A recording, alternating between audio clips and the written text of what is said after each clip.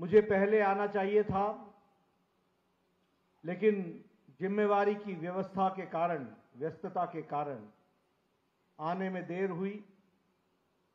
कल ही हरियाणा का प्रचार थमा है और आज मैं आप सबके बीच में हूं। हम सबके लिए बहुत ही खुशी की बात है और मैं उसके लिए आपको धन्यवाद देता हूं कि लोकसभा के चुनाव में आप सब ने 4/4 100% नतीजा हिमाचल से दिया। इसके लिए आपको बधाई देता हूं। आपने कांगड़ा में कमल खिलाया, हमीरपुर में कमल खिलाया, मंडी में कमल खिलाया, शिमला में कमल खिलाया। बतौर राष्ट्रीय अध्यक्ष मैं हिमाचल की जनता को और आप सब के माध्यम से हर वोटर को बहुत बहुत धन्यवाद देता हूं जिन्होंने 100% नतीजा भारतीय जनता पार्टी को दिया। हम सबके लिए खुशी की बात है और आप सबके अथक प्रयास से, अथक मेहनत से लाखों कार्यकर्ताओं ने जिस तरीके से चुनाव में काम किया, यह हमको सौभाग्य मिला है कि 60 साल बाद हमारे नेता प्रधानमंत्री मोदी जी, जो सबसे लोकप्रिय हैं, वो तीसरी बार लगातार प्रधानमंत्री पद पर सुशोभित हुए। लगातार ये 60 साल बाद घटना घटी और मुझे इस बात की भी खुशी है कि उड़ीसा में आप लोगों के शुभकामनाओं से पहली बार विशुद्ध भारतीय जनता पार्टी की सरकार बनी और आंध्र प्रदेश में विशुद्ध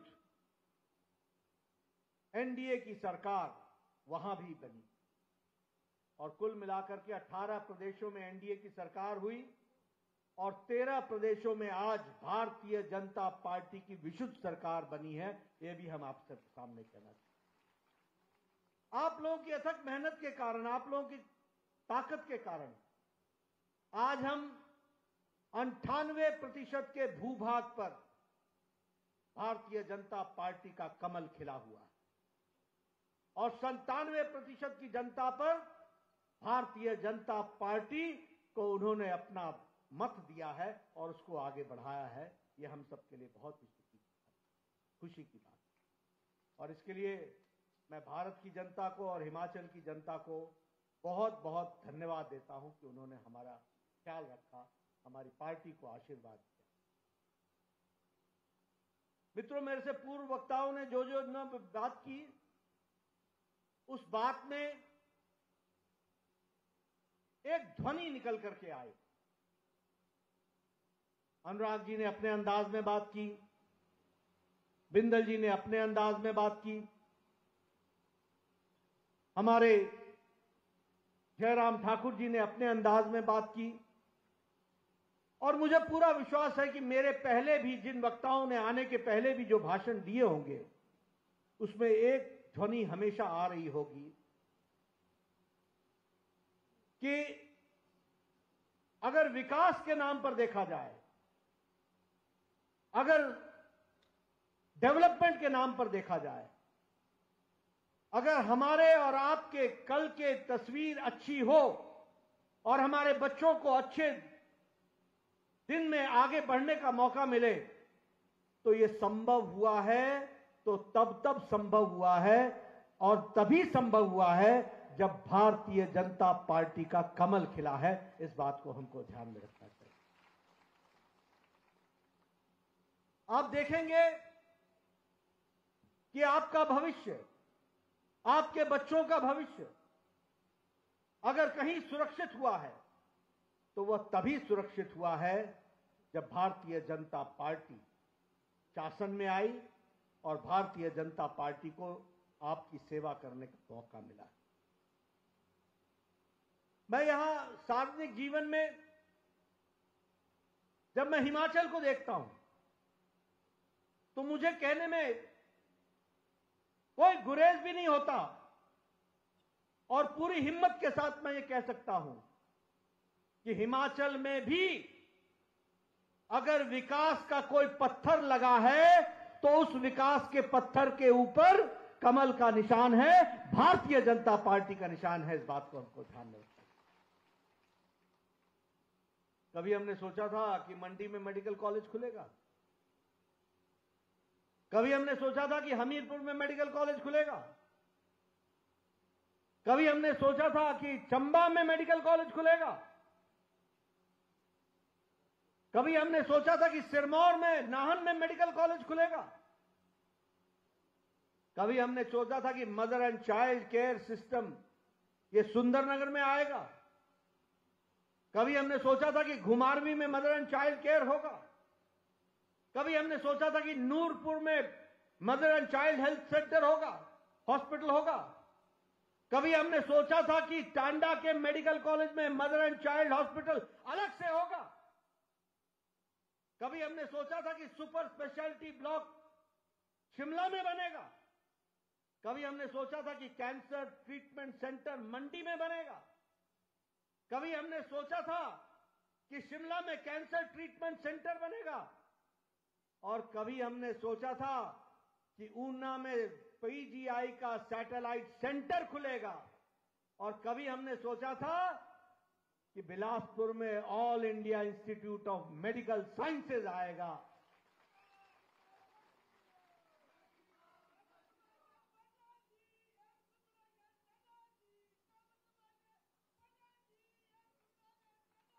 कभी हमने सोचा था कि हाइड्रो इंजीनियरिंग कॉलेज ये बंदला की पहाड़ी को सुशोभित करेगा? कभी हमने सोचा था कि बल्क ड्रग पार्क ये ऊना में खुलेगा? कभी हमने सोचा था कि मेडिकल डिवाइस पार्क आएगा? कभी हमने सोचा था कि कभी टेस्टिंग लेबोरेटरीज हिमाचल में होंगी? कभी हमने इन सब चीजों की कल्पना नहीं की थी, कभी नहीं की। और मैं तो यहां पर पूरे दावे के साथ कह सकता हूं कि जिस पुल का शिलान्यास अलेखट पुल जिसका इंदिरा गांधी, स्वर्गीय इंदिरा गांधी ने किया था, उसको भी पूरा करने का और उद्घाटन करने का काम प्रेम कुमार धूमल और मुझे मिला था, उसको भी हम ही ने पूरा किया है। सीमेंट की फैक्ट्रीज, एक नहीं 3-3 फैक्ट्रीज, आप कोई नाम गिना दीजिए। ये ट्रॉमा सेंटर, ये Indian institute of management Sirmaur में अगले 2-3 महीने में पूरा हो जाएगा। उसका उद्घाटन प्रधानमंत्री मोदी जी करेंगे। आज पत्रकारों को मैं एम्स में बताऊंगा कि किस किस चीज का इसी महीने में उद्घाटन होने वाला है। विकास की एक नई कहानी लिखी गई है। और इसीलिए मैं पूरे जिम्मेवारी के साथ यह कह सकता हूं कि हिमाचल का भविष्य और देश का भविष्य और उज्जवल भविष्य अगर है तो वो नरेंद्र मोदी प्रधानमंत्री जी के हाथ में है और उनके नेतृत्व में है। और भारतीय जनता पार्टी के कमल के निशान के साथ है। हां, कांग्रेस पार्टी जब भी आती है और जहां भी आती है वहां जातिवाद, अलगाववाद, राष्ट्र विरोधी तत्व ये सारे विराजमान होते हैं, सारे विराजमान होते हैं। जाति को जाति से लड़ाओ, मजहब को मजहब से लड़ाओ, इलाके को इलाके से लड़ाओ, भाई को भाई से लड़ाओ, वोट बैंक की राजनीति, तुष्टीकरण की राजनीति, भाई भतीजावाद, भ्रष्टाचार, ये सब कांग्रेस के साथ जुड़े हुए शब्द हैं। कांग्रेस है तो करप्शन है, कांग्रेस है तो कमीशन है, कांग्रेस है तो क्रिमिनलाइजेशन है, और कांग्रेस है तो वहां पर नियमों की धज्जियां उड़ाने का काम होता है। यह कांग्रेस की संस्कृति। और इसीलिए मैं ये जरूर आपसे कहना चाहूंगा कि अगर विकास की कहानी देखनी हो और विकास की कहानी के बारे में चर्चा करना हो तो वह हमेशा भारतीय जनता पार्टी के ही नेतृत्व में हुआ है। आप बताइए, आज बिलासपुर की तस्वीर बदली हुई है कि नहीं है? जरा जोर से बोलिए, बिलासपुर की तस्वीर बदली हुई है कि नहीं बदली हुई है? आप बताइए, ये हाईवे आपको दिख रहा है कि नहीं दिख रहा है? और वो समय दूर नहीं है जब शिमला से मटौर का भी हाईवे वह भी आपको दिखेगा और वह भी आपको 4 लेन दिखेगा और बिलासपुर का भगेड़ उसका जंक्शन बनेगा। इस बात को भी हमको ध्यान में रखना चाहिए। इसलिए हम विकास करने वाले लोग हैं, हमारे नेता विकास करने वाले हैं लोग हैं। जिसने भाषण दिया सबने विकास की बात की, जिसने भाषण दिया उसने रिपोर्ट कार्ड की बात की। और मैं बार बार बोलता हूं कि प्रधानमंत्री मोदी जी ने राजनीति की संस्कृति बदल डाली। रिपोर्ट कार्ड की राजनीति हो गई है। Pro responsive, pro active, pro accountable, accountability की राजनीति हो गई। आपने कभी किसी कांग्रेसी नेता को देखा कि वो मंच पर आकर के ये बोलता हो कि मैंने ये किया, मैंने ये किया, मैंने ये किया? नहीं कह सकता है। ये कहने की ताकत, और ये कहने की ताकत अगर है तो वो भारतीय जनता पार्टी के नेताओं में है। इस बात को हमको समझना चाहिए। और इसीलिए जब मैं इन चीजों की चर्चा करता हूं तो आपके सामने इन सारी बातों को रखने का प्रयास करता हूं। आज कांग्रेस पार्टी अभी जम्मू कश्मीर में चुनाव में गई थी। मैंने कहा अलगाववाद, मैंने कहा राष्ट्र विरोधी ताकत, उनका साथ देना प्रत्यक्ष या परोक्ष रूप से। आप बताइए, धारा 370 फिर से वापस लाना है क्या? लाना है क्या? और कांग्रेस के लोग नेशनल कॉन्फ्रेंस के साथ मिलकर के धारा 370 पर लाने के लिए लगे। आज पाकिस्तान को प्रधानमंत्री मोदी जी ने घर में घुस करके उनको सबक सिखाया कि नहीं सिखाया? आज कांग्रेस पार्टी कहती है इनके साथ डायलॉग करो, डायलॉग, वार्ता। और उनके नेता इनके साथ वार्ता करनी चाहिए, इस बात को कहते हैं। और क्या कहते हैं? एलओसी पर, लाइन ऑफ कंट्रोल से व्यापार पाकिस्तान के साथ शुरू होना चाहिए। व्यापार करना है क्या? करना है क्या? ये सब अलगाववाद, देश विरोधी ताकतों को मजबूत करने का काम करते हैं। और इसीलिए जब मैं इन चीजों की चर्चा करता हूं, आप बताइए, ये राहुल गांधी अमेरिका में जाकर के भारत के आंतरिक मामलों में की बात करता है कि नहीं करता है? और भारत को बदनाम करने की कोशिश करता है कि नहीं करता है? और वहां जाकर के कहता है कि समय आएगा तो मैं आरक्षण समाप्त कर दूंगा। बोलो, आरक्षण समाप्त करना है? आपको बताना चाहता हूं, जब तक मोदी जी हैं और भारतीय जनता पार्टी है, आरक्षण न कभी समाप्त हुआ न कभी समाप्त होगा। इस बात का आपको मैं वादा करता हूं। लेकिन ये लोग समय आएगा तो हम आरक्षण समाप्त कर देंगे और देश के खिलाफ बोलने का काम विदेश की भूमि पर करते हैं, अलगाववाद को बढ़ावा देने का काम करते हैं। इसलिए मित्रों, अगर मैं इसकी चर्चा करूं तो ये कभी खत्म नहीं हो। मैं यहां यह भी आपको बताना चाहता हूं कि आज मोदी जी के नेतृत्व में देश बहुत तीव्र गति से आगे बढ़ा। मैं बारंबार इसकी चर्चा करता हूं, लेकिन आपको याद दिलाने के लिए फिर बोलना चाहता हूं। आज अमेरिका की अर्थनीति लड़खड़ा रही है। आज यूरोप की अर्थनीति लड़खड़ाई हुई है। आज ऑस्ट्रेलिया मुसीबत में है। आज चाइना बताता नहीं है, लेकिन चाइना की आर्थिक स्थिति मुसीबत में है। आज जापान की आर्थिक स्थिति मुसीबत में है। और ये यूक्रेन का युद्ध और ये कोरोना की चपेट, इन दोनों से ये देश अभी तक उभर नहीं पाए हैं। लेकिन आज अगर इंटरनेशनल मॉनिटरी फंड अगर बताता है तो साफ रूप से बताता है कि दुनिया में अगर जगमगाता हुआ आशा की किरण है तो वह भारत है, भारत है, भारत है। और इसलिए मैं आप सबसे ये बताना चाहता हूं कि विकास के दृष्टि से जिन कामों को आगे बढ़ाने का काम हुआ, आज भारत जो 2014 में अर्थव्यवस्था में 11वें नंबर पर खड़ा था, आज एक लंबी छलांग लगा करके भारत आज 5वें नंबर की अर्थव्यवस्था बन गई। 5वें नंबर। और मैं यहां ये भी बताना चाहता हूं, आप और हम यही हैं, हम देखेंगे कि भारत अगले 3 साल के अंदर मोदी जी के नेतृत्व में हम तीसरी बार सरकार बनाई है, भारत तीसरे नंबर की अर्थव्यवस्था बन जाएगा, तीसरे नंबर की अर्थव्यवस्था बन जाएगा। अगर हम कहें, वर्ल्ड बैंक क्या कहता है कि despite of world slow economy, India is growing fast और फास्टेस्ट ग्रोइंग इकोनॉमी बन गई है। अब मैं अगर आपको ग्रोथ रेट के बारे में बताऊं, ऑस्ट्रेलिया, इसका विकास दर 1.6% है। यूनाइटेड स्टेट्स का, अमेरिका का ग्रोथ रेट, विकास दर 2.7% है। कनाडा का 1.2% है। फ्रांस का 0.7% है।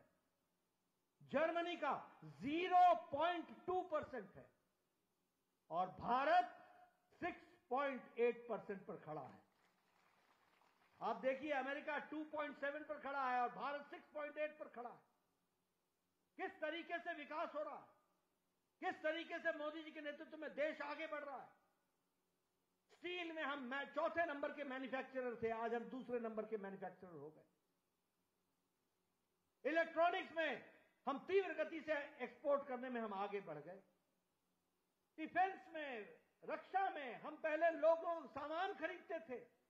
आपको जानकर के आश्चर्य होगा कि जब 2014 में मोदी जी प्रधानमंत्री बने तो भारत में बुलेट प्रूफ जैकेट नहीं थे। आज भारत बुलेट प्रूफ जैकेट बना ही नहीं रहा है, आज Bharat bullet proof jacket export कर रहा है, दूसरे देशों को दे रहा है। यह बदलती तस्वीर। यह मोबाइल आप लोगों के हाथों में है, मैं बार बार बताता हूं। 10 साल पहले इसी मोबाइल पे लिखा होता था made in China, made in Indonesia, made in Japan. आज आपके मोबाइल पे लिखा हुआ है मेड इन इंडिया, भारत में बना हुआ मोबाइल। एप्पल भी अब भारत में बन रहा। इसलिए विकास की दृष्टि से देखा जाए, आज भारत की गरीबी, 25 करोड़ लोग गरीबी की रेखा से ऊपर उठ चुके हैं, 25 करोड़ लोग। और इंटरनेशनल मॉनेटरी फंड बोलता है कि भारत की अति गरीबी 1% से भी कम हो गई, 1% से भी कम। बोलो, ये बदलता हुआ भारत दिख रहा है कि नहीं दिख रहा है? आगे बढ़ता हुआ भारत दिख रहा है कि नहीं दिख रहा है? इसी को आगे बढ़ाने के लिए हम लोग आए। और अगर मैं हाईवेज की बात करूं तो लगभग 10 सालों में 55,000 किलोमीटर की सड़कें बनी, 55,000 किलोमीटर। आप ही देखते होंगे, कहीं हाईवे, कहीं एलिवेटेड रोड, कहीं टनल्स, हर तरीके से विकास हो रहा। अनुराग जी को अच्छी तरीके से याद होगा, हम और ये जब विपक्ष में थे तो रेल बजट के पहले जाया करते थे, रेल मंत्री से मिलते थे। और जब हम रेल मंत्री से मिलते थे तो हम उनसे चर्चा करते थे कि भाई हमारा रेल का बजट बढ़ा दो, और वो कहते थे हाँ हम देखेंगे, विचार करेंगे, और इस तरीके की बातें वो कहते थे। आज मुझे खुशी है कि लगभग देश में 26,000 किलोमीटर तो बना ही है, लेकिन हिमाचल प्रदेश में 21 गुना रेल का बजट बढ़ा है, 21 टाइम्स रेल का बजट, जिसके बारे में आप चर्चा कर रहे थे। बोलो, ये रेल लाइन का काम चला हुआ है कि नहीं चला हुआ है? तीव्र गति से चला हुआ है कि नहीं चला हुआ है? बिलासपुर में स्टेशन बनेगा कि नहीं बनेगा? बदलाव आएगा कि नहीं आएगा? इसलिए मैं जब बोलता हूं तो विकास का काम अगर किसी ने किया है तो वो भारतीय जनता पार्टी। मैं यहां ये भी आपको बताना चाहता हूं कि हमने गांव, गरीब, वंचित, पीड़ित, शोषित, दलित, इन सब के लिए अगर किसी ने काम किया है तो वो हम लोगों ने काम किया। गांव की अगर हम बात करें, यहां टैगोर साहब बैठे हैं, मैं देख रहा हूं, यहां हमारे जगत राम जी बैठे हुए हैं, हमारे बहुत से प्रधान बैठे हुए हैं, हमारे रूपलाल जी बैठे हुए हैं। मैं नाम गिनाना शुरू करूं, इनसे पूछिए, एक समय में साल भर में अगर किसी पंचायत को 2.5 लाख रुपए आ जाता था तो हम अपनी पीठ थपथपाते थे। आज कोई पंचायत नहीं है जिसको 2.5 करोड़ से 5 करोड़ से कम आता हो, कोई पंचायत नहीं। मैं ठीक बोल रहा हूं? गांव का विकास हुआ है कि नहीं हुआ है? वाईफाई पहुंचा है कि नहीं पहुंचा है? ऑप्टिकल फाइबर पहुंचा है कि नहीं पहुंचा है गांव में? आप बताइए, कॉमन सर्विस सेंटर गांव में पहुंचा है कि नहीं पहुंचा है?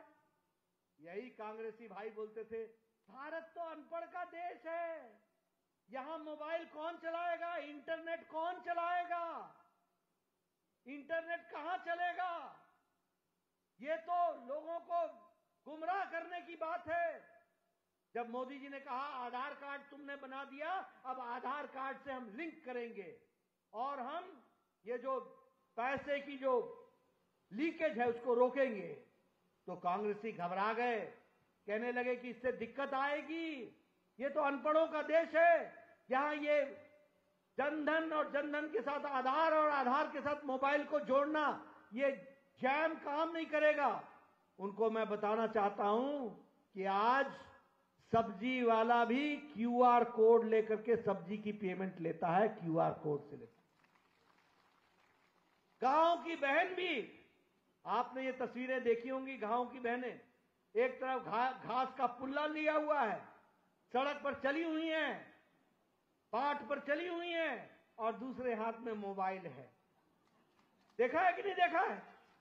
देखा है कि नहीं देखा है? आज ये बदलते भारत की तस्वीर है। जो लोग कहते थे कि भारत अनपढ़ है, वो भारत आज कैसा बन गया इसके बारे में हमको सोचना चाहिए। यहां भी चर्चा हो रही थी हिमकेयर की, जो दिया वो भी ले लिया, जो दिया वो भी ले लिया। अब इसीलिए मैं बार बार बोलता हूं double engine, double engine, double engine. और आपसे इसीलिए मैं निवेदन करने आता हूं कि भाई कड़छी बाटी तो ले आऊं, जब पत्तल ची छेद हो तो मैं क्या करूं?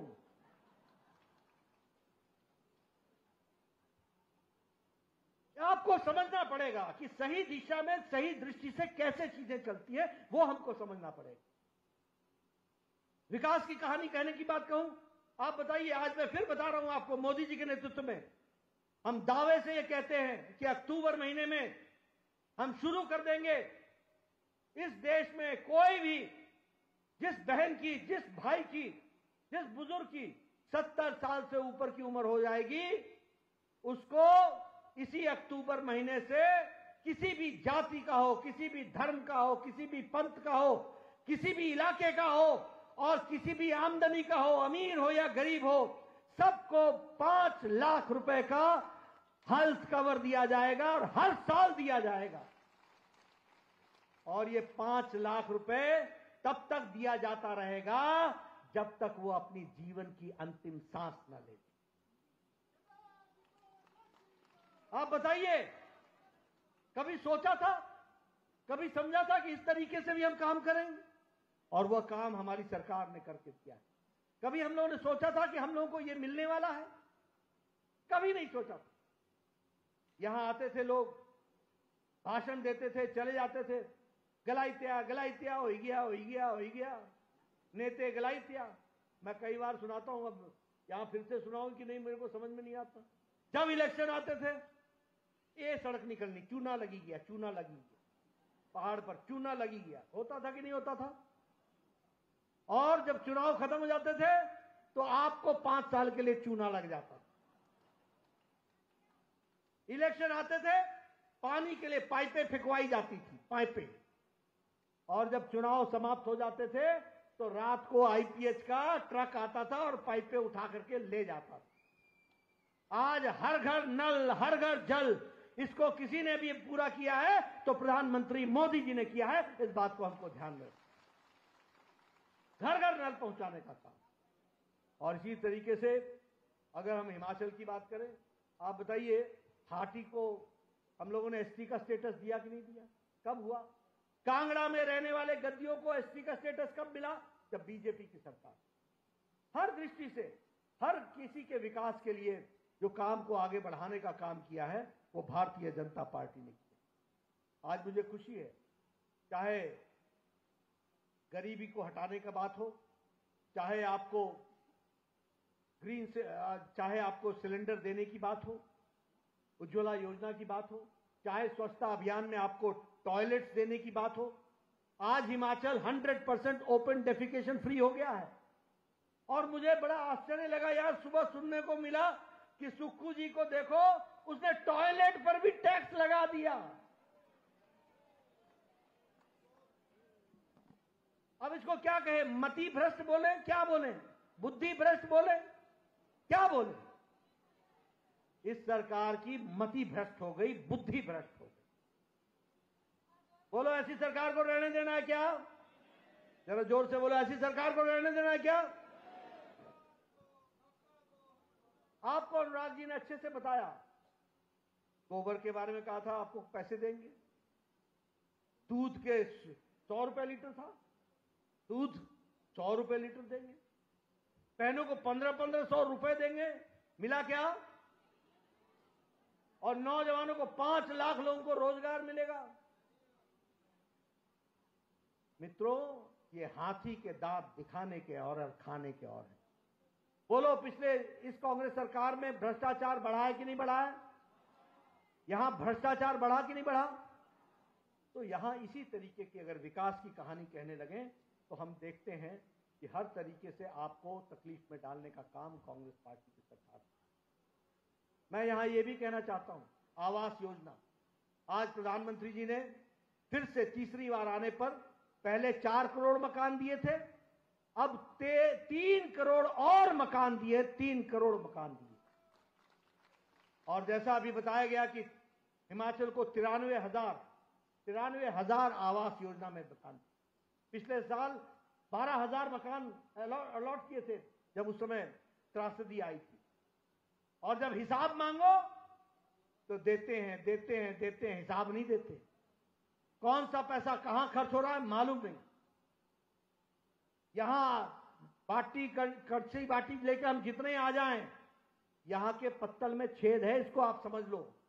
जनता को नहीं मिलता, रास्ते में खत्म हो जाता है। इस बात को भी हमको समझना चाहिए और इसलिए हमको ये सरकार को बदलना है, इसकी हमको चिंता करनी चाहिए। मैं अगर अपने दृष्टि से बात करूं, 100 दिनों के अंदर हमने यूनिफाइड पेंशन स्कीम लेकर के आ गए, एमएसपी में हमने इजाफा कर दिया, लगभग 6 करोड़ लोगों को हम लोगों ने जोड़ लिया है। आयुष्मान भारत में बुजुर्गों को जिनको 5 लाख रुपए का हेल्थ कवर मिलेगा, 3 लाख करोड़ रुपए के इंफ्रास्ट्रक्चर को मंजूरी दे दी है। हर दृष्टि से चीजों को आगे बढ़ाने का काम किया है। आज इसी 100 दिनों के अंदर 8 national high speed road corridor को बनाने की मंजूरी दी है, 8 नए रेलवे लाइन की मंजूरी दी है, 12 इंडस्ट्रियल स्मार्ट सिटी बनाने की मंजूरी दी है। ये 100 दिनों का आपके सामने चिट्ठी रख, 100 दिनों के अंदर 12 स्मार्ट इंडस्ट्रियल सिटी बनाने का। और उसी तरीके से प्रधानमंत्री ग्रामीण सड़क योजना में 62,500 किलोमीटर की सड़क को चौथे फेज में 25,000 गांवों को जोड़ने की मंजूरी प्रधानमंत्री जी ने दे दी है। यानी 25,000 गांव और जोड़ दिए जाएंगे, इसकी मंजूरी भी 100 दिन के अंदर दे दी। इसलिए विकास के नए नए आयाम को जोड़ने का काम हुआ है। लेकिन मित्रों, मैं यहां आपका ज्यादा समय न लेता हुआ कुछ बातों की तरफ आपका ध्यान दिला रहा हूं। मुझे बताया गया सुक्खू जी की 2 भाषा है, सुखविंदर जी मुख्यमंत्री जी की 2 भाषाएं। जब वो हिमाचल में होते हैं या चुनाव में होते हैं तो बोलते हैं कुछ नहीं मिला, कुछ नहीं मिला, कुछ नहीं मिला, कुछ नहीं मिला। और जब दिल्ली जाते हैं तो हमें कहते हैं ये भी मिल गया, धन्यवाद धन्यवाद धन्यवाद, ये भी दे दो, ये भी दे दो, ये भी दे दो, ये भी दे दो। ये 2 भाषाएं हैं इनकी। और ये कहते हैं केंद्र मदद नहीं कर रहा है, केंद्र मदद नहीं कर रहा है। अरे अगर केंद्र मदद ना करे सुक्खू जी, तो एक दिन हिमाचल की सरकार नहीं चल सकती है, एक दिन नहीं चल सकती है। हर महीने 500 करोड़ रुपए हम रेवेन्यू डेफिसिट फंड में भेजते हैं, तब यहां के कर्मचारियों को तनख्वाह मिलती है। जब हम आपका टैक्स रिलीज करते हैं 800 करोड़ रुपए का, तो जाकर के सुक्खू जी आप हमारे लोगों को पेंशन मिलती है, पेंशन मिलती है। नहीं तो आप पेंशन नहीं दे सकोगे, आप तनख्वाह नहीं दे सकोगे। और आपने तो रिकॉर्ड तोड़ दिया। इस प्रदेश ने वाईएस परमार को मुख्यमंत्री देखा, शांता कुमार जी को मुख्यमंत्री देखा है, प्रेम कुमार धूमल जी को मुख्यमंत्री देखा है, वीरभद्र सिंह जी को लंबे समय मुख्यमंत्री देखा है, जयराम ठाकुर जी को मुख्यमंत्री देखा है। लेकिन आप पहले मुख्यमंत्री ऐसे हो जिसने हिमाचल को पहली तारीख को कर्मचारियों को तनख्वाह नहीं दी। ये पहली बार घटना घटी है हिमाचल में, तो आपके नेतृत्व में। कहां पहुंचा दिया आपने हिमाचल, क्या क्या किया आपने। और ये सरकार दो बातों की सरकार है, दो बातों की। एक बैक गियर, रिवर्स गियर की सरकार है। स्कूल खोले जयराम जी, पीएचसी खोले जयराम जी, सीएचसी खोले जयराम जी, वापस ले सुक्खू जी। बैक गियर, इंक्रीमेंट दे जयराम जी, रोक दे अपने सुक्खू जी। ये इनका तरीका रहा है। और अगर हम कहें तो कहना, मैं जरूर कहना चाहूंगा, बहुत से चर्चाएं हुई, उन चर्चाओं में मैं सिर्फ आपको जोड़ करके आपको सिर्फ बताना चाहता हूं। यहां डिजास्टर आया, मैं आगे बताऊंगा आपको कि डिजास्टर में जब यहां पर आपदा आई तो हमने क्या मदद की। लेकिन आप देखो, आप तो डिजास्टर की सरकार ही हो। 25% आपके साथी आपको छोड़ करके चले गए, इससे बड़ा डिजास्टर क्या है? आपको समझ में नहीं आया, आपके साथी आपको छोड़ गए, वो भारतीय जनता पार्टी के परिवार में शामिल हुए। आपको समझ में नहीं आता है और आप आरोप लगाते हो बीजेपी तंग करी, बीजेपी तंग करी। परिवार तुमसे न संभले, प्यार तुम न दे सको, संभाल तुम न सको और आरोप लगाओ। मित्रों, मैं ये कहना चाहता हूं, ये भारतीय जनता पार्टी है जो सबका साथ, सबका विकास, सबका विश्वास, सबका प्रयास लेकर के चलती है। इसलिए सबको हम आगे बढ़ाने के दृष्टि से आगे बढ़ रहे हैं। और जैसा मैंने कहा, डिजास्टर, ये पहली बार डिजास्टर हुआ कि पहली तारीख को तनख्वाह नहीं दे सके, यह भी हमने देखने को मिला। मैं आपको यह भी बताना चाहता हूं, पिछली बार भी मैंने बताया था कि हमने 4 किस्तों में आपदा में पिछले साल 1190 करोड़ रुपए सुक्खू जी को दिए हैं। 1190 करोड़। और इस साल कोई हमसे मांगने नहीं आया, किसी ने आवाज नहीं उठाई। लेकिन उसके बावजूद भी मैं बताना चाहता हूं कि इस साल 2024 में आपको 378 करोड़ रुपए दिए गए हैं डिजास्टर के लिए, आपदा के लिए 378 करोड़। हम कभी पीछे नहीं हटते। मोदी जी हैं, जब भी बात होती है वो हमेशा आगे रहते हैं कि कभी भी हमारे हिमाचल के भाइयों को तकलीफ नहीं होनी चाहिए। और आपको जानकर के खुशी होगी, अभी इसकी चर्चा अनुराग जी ने भी की है कि हमने सेंट्रल रोड इंफ्रास्ट्रक्चर फंड में परसों ही 5 नए रोड को जोड़ने का प्रयास किया है और उसमें 293 करोड़ रुपए हम खर्च करने वाले हैं। 293 करोड़ रुपए। और आपको जानकर खुशी होगी कि नवगांव बैरी सड़क, वह भी इसमें जोड़ लिया गया है और नवगांव बैरी सड़क पर लगभग 58 करोड़ रुपए खर्च होंगे और उस तरीके से इसका विकास किया जाएगा, उसको आगे बढ़ाया जाएगा।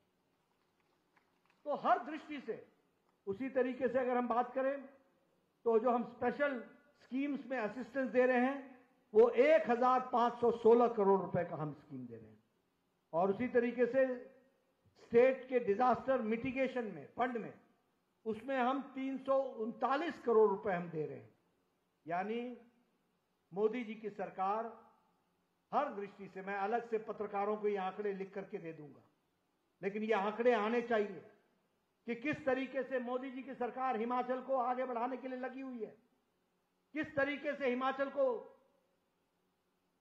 विकास की ओर कोई इसको कमी न रह जाए इसकी कोशिश में लगी हुई है, और किस तरीके से ये सुक्खू की सरकार यहां पर जिस तरीके का अंधेर गर्दी मचा रखी है वह भी हमको ध्यान में रहना चाहिए।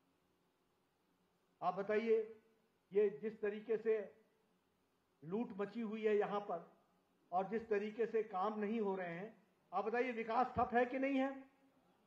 बोलो, विकास ठप है कि नहीं है?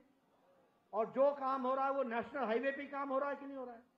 ये इसलिए हो रहा है क्योंकि भारतीय जनता पार्टी मोदी जी के नेतृत्व में आपकी सेवा में जुटी है और ये सरकार आपको तकलीफ देने में कोई कसर नहीं छोड़ रही है। यह भी हमको ध्यान में रखना। मैं यहां एक बात और आपके ध्यान में लाना चाहता हूं और उस बात को कह करके आपको आगाह करना चाहता हूं। मित्रों, मैंने आपको कहा कांग्रेस का मतलब करप्शन, कांग्रेस का मतलब क्रिमिनलाइजेशन, कांग्रेस का मतलब कमीशन और कांग्रेस का मतलब है making people drug addiction, drug addict कर। जहां जहां कांग्रेस की सरकार रहती है, बताओ वहां ड्रग का धंधा बढ़ता है कि नहीं बढ़ता है? ये चिट्टे का काम बढ़ता है कि नहीं बढ़ता है? और आप लोगों ने देखा कि नहीं देखा कि नेता भी संलिप्त हैं? जाना कि नहीं जाना कि नेता भी संलिप्त है? मैं आपको बताना चाहता हूं कि एक कांग्रेसी नेता की उत्तर भारत में पकड़ी गई ड्रग्स कितनी है? 5,600 करोड़ रुपए की ड्रग्स, 5,600 करोड़ रुपए की, और उसमें कांग्रेस का नेता संलिप्त पाया गया। कांग्रेस का नेता उसमें पाया गया।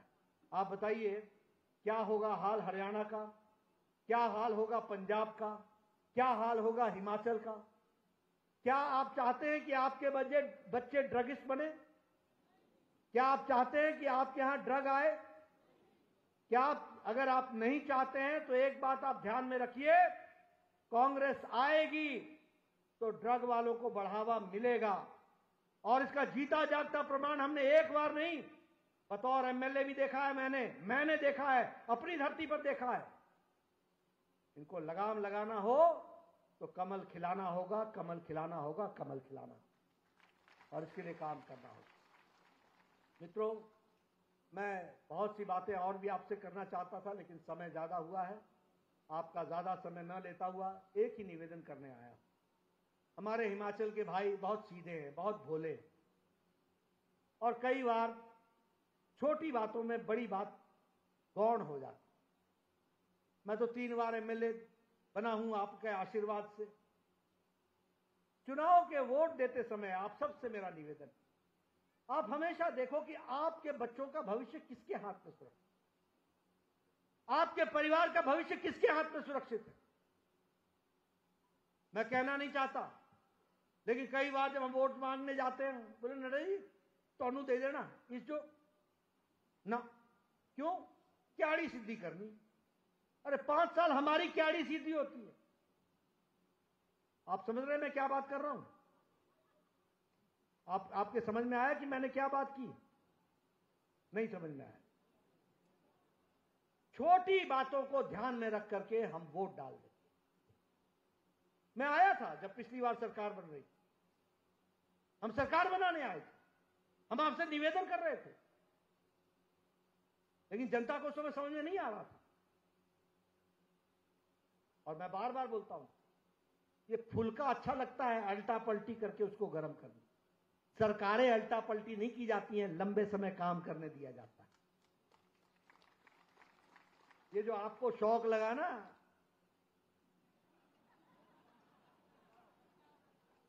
ये कुश्ती नहीं है, ये बड़े दूर की सोच करने वाली चीज है।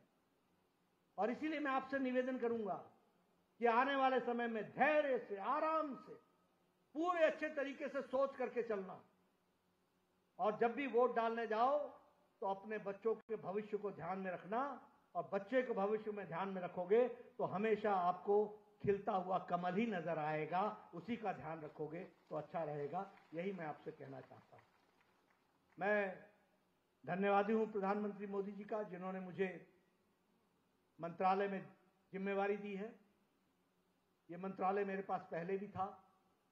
मैं आप सबकी आशाओं पर खरा उतरने का प्रयास करूंगा, और मैं कोशिश करूंगा कि सारे देश स्वस्थ रहे, मंगलमय रहे, और स्वास्थ्य की दृष्टि से जो कुछ भी नई योजनाएं होगी वो लाने का प्रयास करूंगा।